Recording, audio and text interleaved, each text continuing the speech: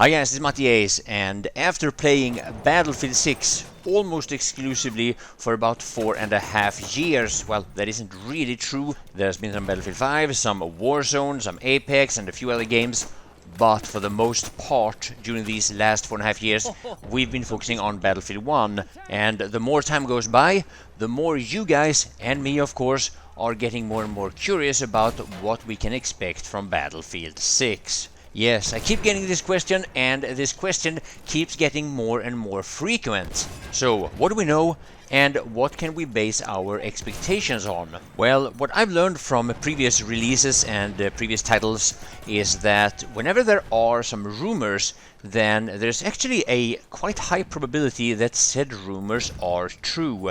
And I gotta say, I've been very hesitant to make that claim in the past, and the fact of the matter is that once a rumor is confirmed, it doesn't take that long before we forget that there actually was a rumor to begin with. So the fact of the matter is that, at least in the past titles, the last 3 or 4 games that has been released, whenever there was a rumor that got a certain amount of attention, that rumor actually turned out to be true. Now, another thing to keep in mind when there is a new game coming out in a Battlefield franchise is that a lot of people base their hopes and their fears, if I use that term, on the most recent game in the franchise.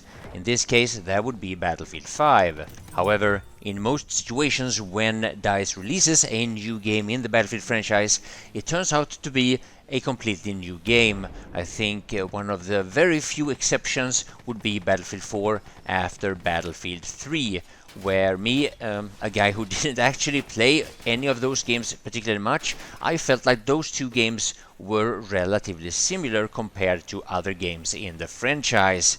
Some people even suggested that Battlefield 4 was almost like a DLC of Battlefield 3. Whether you agree with that statement or not, that's up to you.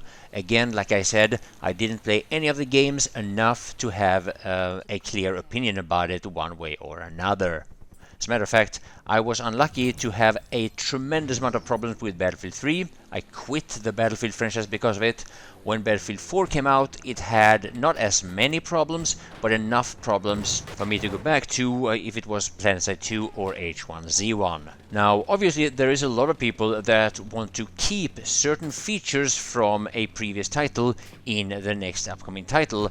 I know from experience that I've had those hopes before, but as far as I can remember, that never actually came true. And what's important to understand with the Battlefield series is that the Battlefield series is mostly inspired from some part of a real life, either event or possible conflict scenarios. And based on the Battlefield community and what we've known from the developers, Battlefield 6 is most likely going to be set in a time relatively close to when the game is actually released, which is hopefully later this year, 2021. So now, when it comes to the first-person shooter gaming communities over the last few years, there are a few very important factors to take in consideration. 1. The two most recent games in the Battlefield franchise, being Battlefield 1, which you see gameplay of in this video. This game is as old as from 2016. And then you have Battlefield 5 that was released 2 years later in November of 2018. So now, based on the success and lack thereof from these two games, there is quite a lot that a lot of the people in the community expect or hope or believe that DICE and EA are going to learn from. And yeah, I guess I sound like a hopeless optimist, but then again, I probably wouldn't be making this video playing this game if I didn't believe in the future of the Battlefield franchise. Now, if you're not up to date with these two games, then the short version is this. Battlefield 1 was a massive success. Battlefield 5 was a bit of a fiasco. And that is expressing it in a nice way. So now, first and foremost, believing that a lot of the features from a certain game is going to carry over to another game, there is well, there are certain things about Battlefield that has a tendency to remain the same, and that is some of the game modes, some of the sizes of the maps. However, there has been some rumors that the next game is going to feature bigger maps and twice as many players on each server. And the maximum amount of players on a server today in Battlefield 1 and I believe also in Battlefield 5 is 64. Now that is going to double, also of course then increasing the size of the maps. How that is going to turn out, well, I guess we are all hopeful. Now when it comes to other features such as certain weapons or certain vehicles, well, DICE and EA are of course limited and kind of forced into certain weapons and vehicles based on what kind of a conflict or possible scenario of a conflict they are trying to cover with their game. Battlefield 1 is set in the World War I era. The weapons, vehicles and the maps are inspired from that war. One of the reasons why this game also became very, very popular. In Battlefield 5, it's a World War II game, but DICE didn't do as good of a job respecting the historical accuracy of the conflict World War II, and that is one of the reasons why Battlefield 5 received a bit of a hate storm, and yes, that is a mild way of expressing it. What also made matters worse for DICE after receiving such an enormous amount of criticism was how they handled that criticism, calling people ignorant and insulting their own player base, while at the same time coming up with stories about how everything would have been so much better if only they had Battle Royale, which later was implemented only to turn out to be a complete fiasco.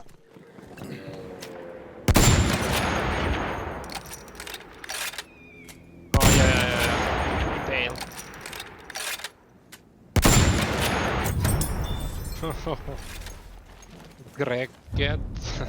Now the Battle Royale game mode is still a popular game mode, so I think we can expect DICE to implement that in Battlefield 6, much to the frustration of a big portion of the community who believes that DICE's valuable time and money should be put to better use. There is also the never-ending rivalry with the Call of Duty, and it seems like both DICE and Activision are constantly looking at one another, trying to copy and steal each other's player base, something that the majority of both the communities of Call of Duty and Battlefield are very much against. Because if you like Battlefield, you normally don't like Call of Duty that much, and if you really like Call of Duty, then you probably don't like Battlefield all that much. You want to maintain the uniqueness of your game. Well, for the most part anyway. DICE and Activision, of course, they want to have as much players as possible, or, well, they want to sell as many games as possible. That's actually two very, very different things.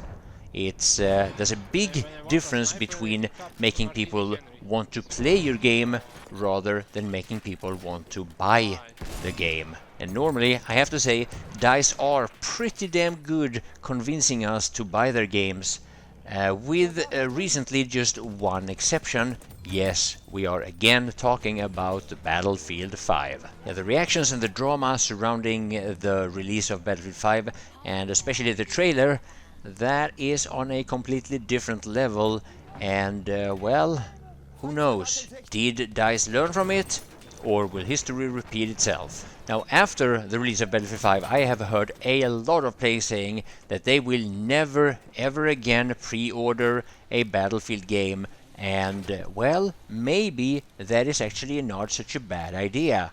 There are content creators, such as myself, that are going to cover that game when it comes out, and we will give you a well, as good of an idea as we can to let you know whether or not this is a game for you. And you know, if you don't want to waste those $100 or whatever the game is going to cost, then well, that's what we are here for. I will be covering Battlefield 6 here on this YouTube channel, and hopefully also on my Theta.tv channel. And if you haven't already started following me on Theta, it might be a new platform for you, then there is a link in the description, and all you need to do is verify your newly made account, and then you can find me, Mattiace Gaming, on Theta, and follow me there as well. And hopefully we'll have some epic moments on both platforms. Anyway, I hope you've enjoyed this video, Looking forward to seeing you in the next live stream, and big thanks for watching. Objective apples.